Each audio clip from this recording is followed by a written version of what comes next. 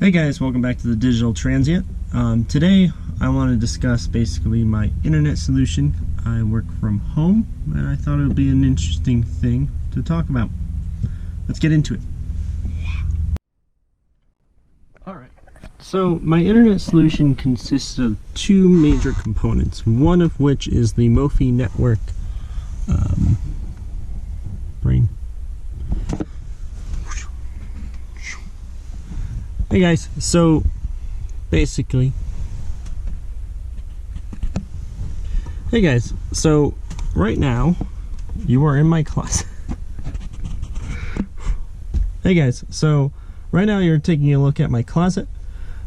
For my solution for my internet is two major components, one of which is the Mofi Wi-Fi network, Mofi 4500 4G LTE version 2 with the included upgraded antennas for better gain, and also this rectifier, which we'll get into. So right now this is a Mofi Wi-Fi router, so Mofi LTE Wi-Fi router. So what it has is both a router functionality, which has a LAN port, and I think four LAN Ethernet ports. So you have your LTE antennas, which will pick up your LTE signal or your cell phone signal to get you data. So what this will do is this will prioritize the LAN connection. Right now I have it set up where it prioritizes the LAN connection to, let's say, right now I have it hooked up to a Wi-Fi antenna that is externally mounted, which we'll get into in a little bit. So if it doesn't see any data on this line or any kind of connection to the internet, it will switch over to what I have is a Cricket wireless SIM card, which will hook up to AT&T's towers and connect that way. So what I basically have is a fail-safe kind of system where if I don't have data coming into the LAN port, then it will switch automatically to the cell phone signal, saving me on data. And if I'm parked up for a long time and either the RV place or the place that I'm at has Wi-Fi, it will use that first before it uses my data on my data plan. So right now what this is, that's all how it's set up. It also has its own Wi-Fi 2.4 gigahertz. It doesn't have 5G, which is fine because I'm not expected to really run a lot of very high intensity things off of it that need that much bandwidth. And really, you just get yourself an Ethernet cord, run it across wherever you need to, especially in this small environment, and you got a pretty good signal. Really, the 4G LTE can't really get up to gigabit speeds. You really don't need it for one person. If you have multiple people on this, streaming things is great. Streaming things for multiple people is fine. It doesn't take too much bandwidth. So this actually cost me around $300 because I went with the 12-volt kit with the rectifier. You could go for a cheaper option. I would rather suggest this one. This has been the best reviewed. Also, I had a very, very good time with this so far, and it's been about half a year now with it, working fully online. I had a few issues in the rural areas with these antennas not really getting enough signal, but this is because I put it in a closet. Placement is everything for these things. If you could, the better option if you really want to go high end is get this guy. It's a very good. I know 5G is a thing, but it's not in places that you really would like to have it. In rural areas, it's only 4G. In city areas and more places, 5G, but 4G is really out there. So definitely get this unit, and then get external antennas, run them out to your roof, and you'll get a better signal, 10 times better. And you can be out in the middle of nowhere. Now, for the other half of this network piece is basically, this is a PoE, or Power over Ethernet, or I should say injector, PoE injector, which is taking my land and turning it into power over Ethernet. So basically this is being powered off of my 12 volt system, also with another rectifier. You want to definitely do these rectifiers because your 12 volt can, you know, wildly vary. Electronics do not like varying electrical loads.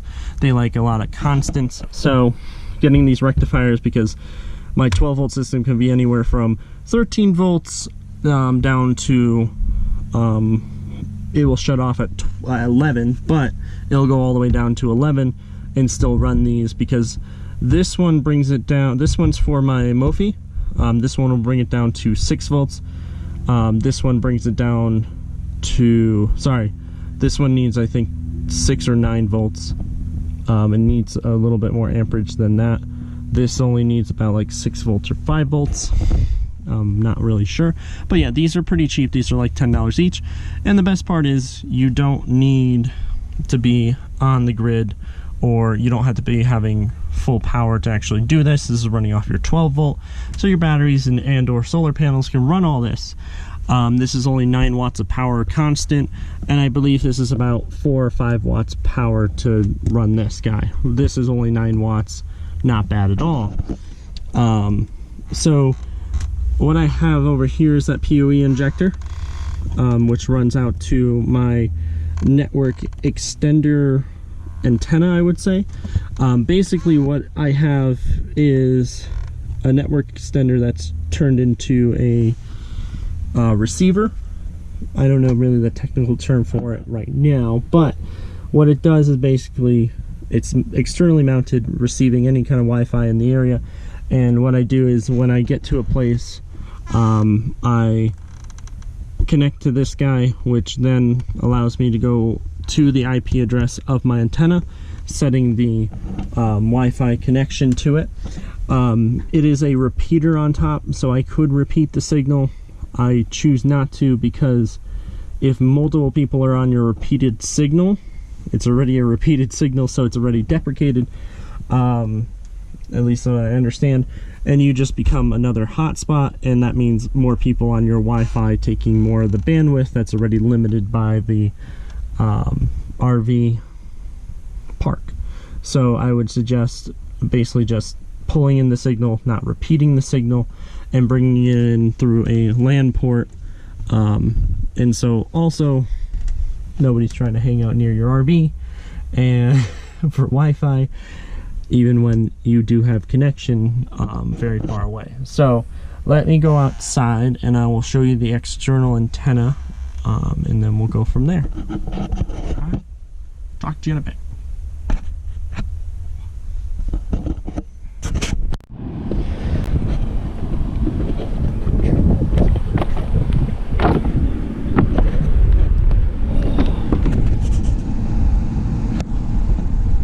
So right here in front of us is my Wi-Fi antenna. Basically this picks up any kind of Wi-Fi in the area, shows me a list of them, and then receives them. This also does 5G and 2.4 gigahertz. So if I do find, preferably I would like to find a 5G signal because it's a lot faster. This is made by Wavlink. I'll have a description. In the description I'll have links to both of these products, the Mofi and this Wavlink. And I'll also have in this description this caulking that I used. It is very good. It's a viscous kind of caulking. It's not really, it's not like your traditional usual caulking. Right now it's like pretty rubbery still. It's not going to dry hard, so it'll constantly flex and move with stuff. So I'll include all this in the link in the description. Basically this picks up stuff. I have not cut these down yet, but I will soon.